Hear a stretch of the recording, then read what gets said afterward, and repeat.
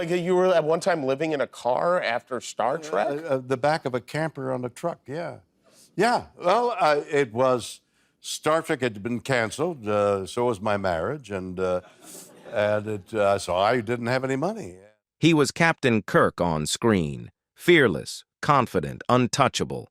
But off camera, the real William Shatner was surrounded by tension, cold stares, and a behind-the-scenes drama no fan ever saw. For decades, he stayed quiet. Now, at 94, he's finally revealing what was really happening on the set of Star Trek, and one co-star at the center of it all. What happened when the cameras stopped rolling? Why did the cast grow distant? And how does Shatner truly feel after all these years? Get ready. The truth is far more surprising than the fiction, but first, let's look back. William Shatner's journey from the very beginning to understand the man behind the screen. Before the fame and the starship, William Shatner's story began quietly in Montreal. Born on March 22, 1931, in the neighborhood of Notre-Dame-de-Grâce, he grew up in a conservative Jewish household with his parents, Joseph and Anne, and two sisters, Joy and Farla. His family name was originally Shatner, later changed by his grandfather to make it sound more English. His grandparents had come from Ukraine and Lithuania, carrying with them the immigrant spirit that shaped his early life. Shatner attended Willington Elementary and West Hill High School, finding his first love for performing at the Montreal Children's Theatre. Though he went on to study economics at McGill University, earning a Bachelor of Commerce in 1952, he never lost the pull toward acting. During a summer job as a camp counselor, he even helped a young Holocaust survivor learn English, a moment that stayed with him for decades. By 1954, he took a leap of faith, leaving Canada for New York City to chase a career on stage. His rise wasn't immediate. He acted in a small Canadian film, The Butler's Night Off, worked theater jobs in Montreal and Ottawa, and eventually joined the Stratford Shakespeare Festival. From 1954 to 1956, he performed in classics like Measure for Measure, Julius Caesar, and The Merchant of Venice. He later described those years as magical. Then came the turning point. In 1956, he was the understudy for Christopher Plummer in Henry V. When Plummer was suddenly sidelined by kidney stones, Shatner was given just 3 hours to step into the lead. Terrified but determined, he delivered a performance that stunned the audience and even impressed Plummer, who later wrote, "I knew then the SOB was going to be a star." After leaving Stratford, Shatner headed to New York and landed his first U.S. television job on the Howdy Doody Show, playing Ranger Bob alongside puppets and a clown who spoke only by honking a horn. It was an odd start, but it opened the door. By 1958, he had moved into film with a role in The Brothers Karamazov, playing the youngest brother opposite Yul Brynner.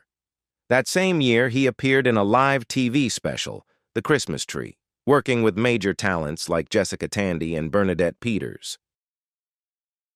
Shatner kept appearing in television dramas, including a memorable lead role in the Alfred Hitchcock Presents episode, The Glass Eye. His name grew steadily, and soon he was guest starring across American TV. Then came the role that changed everything. Captain James T. Kirk in Star Trek, the original series. He appeared in every episode, later voiced Kirk in the animated series, and starred in the first 7 Star Trek films.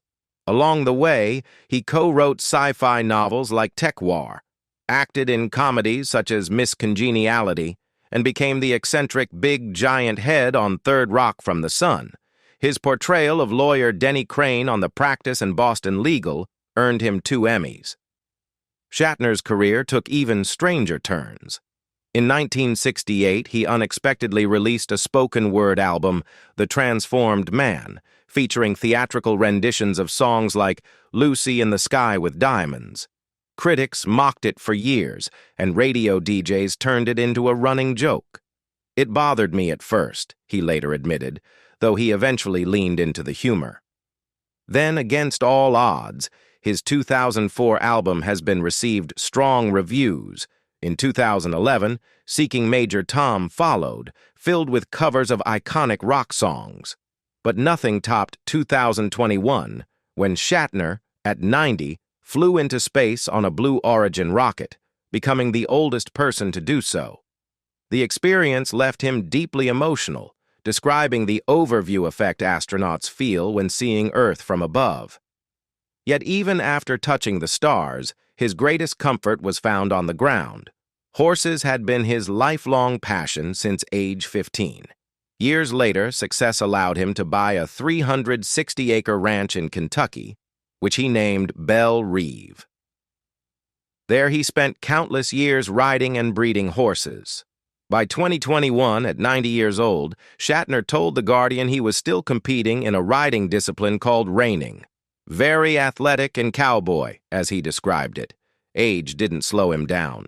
His dedication to horses ran deep, and even surfaced during his 2020 divorce, when TMZ reported that although his ex-wife received the Kentucky ranch, Shatner kept all the horse semen. It became a strange headline, but it showed how seriously he took breeding. In his 2017 book, Spirit of the Horse, he wrote that horses had shaped more than 30 years of his life. They weren't just a hobby, they were part of him. But the joy horses brought him could not protect him from tragedy. In 1999, Shatner suffered one of the darkest moments of his life when his third wife, Noreen, was found dead in their pool at just 40 years old. At first, there were painful questions, even brief suspicion toward him. But the autopsy told a clearer story. According to the Los Angeles Times, she had been drinking heavily and taken sleeping pills. Her blood alcohol level was triple the legal driving limit. Bruises and neck fractures suggested she dove in, struck her head, and lost consciousness. Her death was ruled an accidental drowning. Shatner was devastated. He called her his beautiful soulmate and urged people to support Friendly House, a charity helping women recover from addiction. As he later told Larry King, Noreen had struggled with alcoholism, something he wished he had fully understood earlier. In his memoir Up Till Now, Shatner revealed that Leonard Nimoy had tried to warn him. Having battled alcohol himself, Nimoy recognized the signs and once told him, "Bill, you know she's an alcoholic." Shatner admitted he had hoped love would change her. They married in 1997, with Nimoy as his best man. But by the next morning, Noreen was drinking again. She entered rehab 3 times, nearly died twice, and even Nimoy accompanying her to AA meetings wasn't enough. She wasn't ready to stop. Years later, Shatner poured that grief into music. On his 2004 album Has Been, one track stood out, What Have You Done? A spoken-word piece about the night he found her at the bottom of the pool. He later said recording it took several attempts. The emotions were still too raw. Recording the track was painful for him. In an interview with The Guardian, Shatner admitted he couldn't get through it on the first try. The emotions were still too raw. I couldn't get through it. It took me several tries, he said. It wasn't acting, it was real grief. He quoted the line, "I can see you've had some tragedies," and then asked himself the question at the heart of the song, why didn't I do more? He loved Noreen deeply, but he didn't fully understand addiction until it was too late. The piece became more than a song. It was his way of confronting his pain, and that honesty resonated with fans who saw the man behind the fame life, however, kept moving. Shatner remarried, though those relationships brought their own challenges. In total, he married 4 times.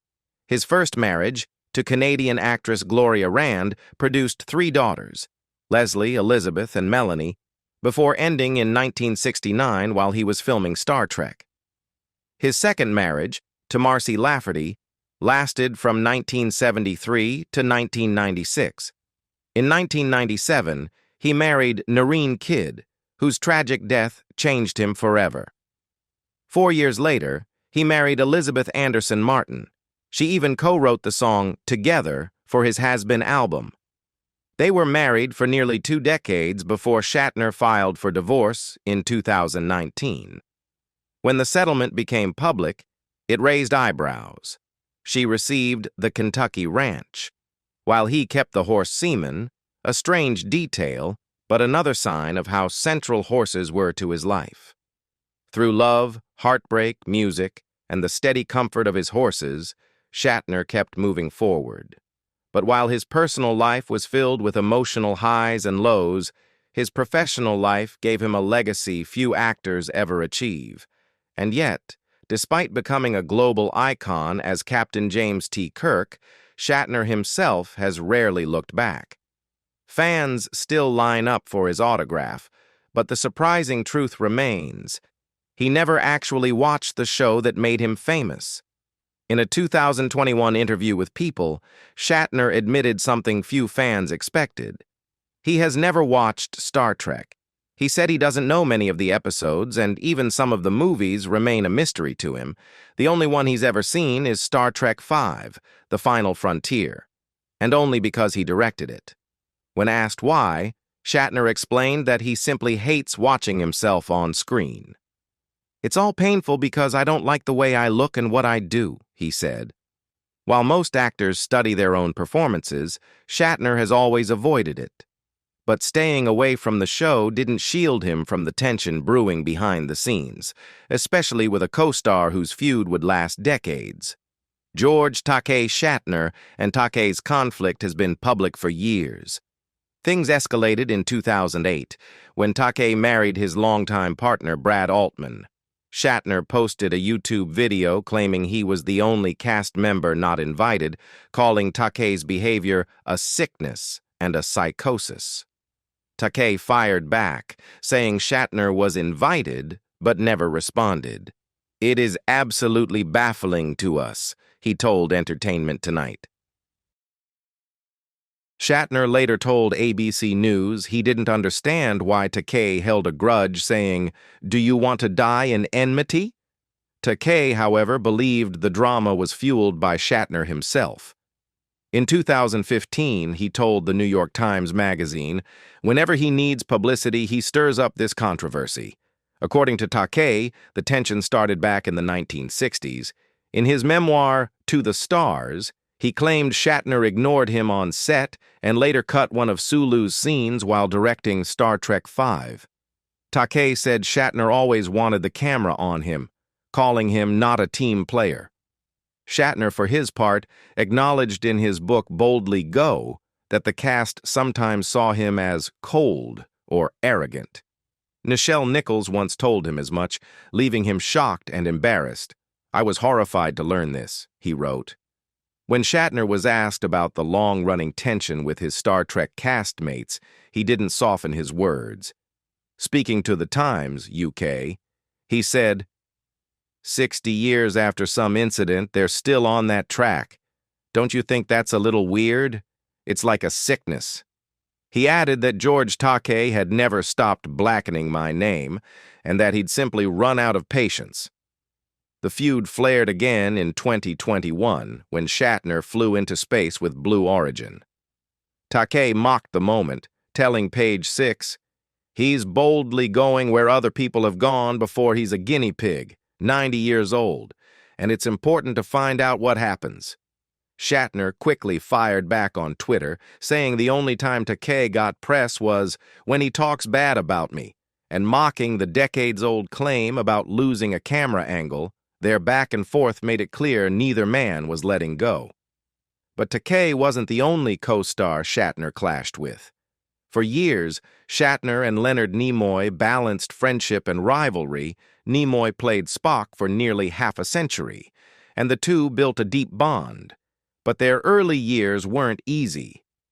As the top-billed actor, Shatner often behaved like the unquestioned star, taking lines, arguing with directors, and insisting the camera stay on him.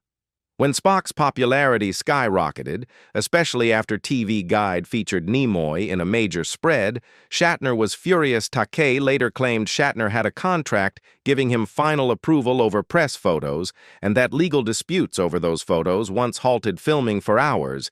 Even show creator Gene Roddenberry had to intervene, writing a letter saying the two had divided up the market on selfishness and egocentricity. The tension extended beyond Nimoy. Other cast members, James Doohan, Nichelle Nichols, Walter Koenig, and Takei, felt overshadowed and ignored. Nichols said Shatner intimidated directors and cut other actors' lines. Koenig admitted he resented Shatner for years before finally letting it go. Doohan also softened over time, but Takei never did. In 2023, Takei once again criticized him, calling Shatner a cantankerous old fossil and claiming Nimoy privately expressed frustration with him as well. He insisted the idea of Shatner and Nimoy being close friends was fiction. Takei continued speaking publicly about the tensions, recalling the photo shoot conflicts and the years of friction felt by the entire cast. And even though the actors reunited many times at conventions, not all wounds healed. The rivalry with Leonard Nimoy, however, remained the most unexpected. A friendship built on decades of shared history, but shadowed by competition, pride, and a final break, Shatner still doesn't fully understand. Among all the behind-the-scenes tension, the story between Shatner and Leonard Nimoy remains the most emotional. The two worked together for decades and eventually developed a deep respect for each other, even if they weren't especially close during the original series. But near the end of Nimoy's life, something changed. In a 2022 interview with Entertainment Tonight, Shatner revealed that the two had a falling out before Nimoy died in 2015. "I don't know what happened," he said. "He wouldn't answer my calls. I wrote him a heartfelt letter saying how much I loved him. I wanted to see him, and I am hurt and devastated." Shatner never learned why Nimoy stopped speaking to him. Some believed Nimoy didn't want visitors because of his illness, but the silence left Shatner with a lasting scar. Nimoy had previously explained that their working dynamic was complicated. Spock's calm, thoughtful character often made Kirk look impulsive in comparison, something that made Shatner feel overshadowed. Their rivalry occasionally spilled into real conflict, like the time Shatner took Nimoy's CBS lot bicycle, or when Nimoy demanded equal pay and more recognition for Spock. Still, over the years, the competition transformed into genuine friendship. They became close during movie promotions and fan conventions, almost like brothers, which made their final break even more painful. Meanwhile, George Takei's resentment never faded. Even as other cast members softened with age, Takei continued to criticize Shatner.